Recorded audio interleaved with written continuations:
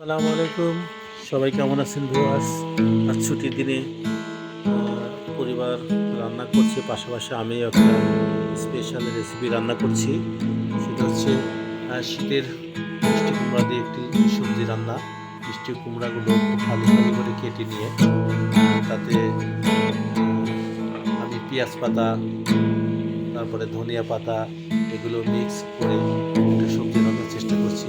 বিশেষ করে এই শীতের সময় পেঁয়াজ পাতা, ধনিয়া পাতা মিশ্রিত যে বা পেঁয়াজ ফুল এগুলো মিশ্রিত যে সবজিটা অত্যন্ত সুস্বাদু হয় এবং চমৎকার হয়। আমি মিষ্টি কুমড়াগুলো চমৎকার করে কেটে নিয়ে সেগুলো তেল মশলা যা লাগে, বিশেষ করে যা জিরা বাটা এবং রসুন বাটা, এটা স্পেশালি মিক্স করলে এই সবজিটা ভালো হয়। এবং ভাজি করার প্রায় শেষের দিকে আমি ধনিয়া পাতাগুলো কুচি কুচি করে ছেড়ে দিয়ে একটু ঢেকে দিয়ে ধনিয়া পাতাটা একটু সেদ্ধ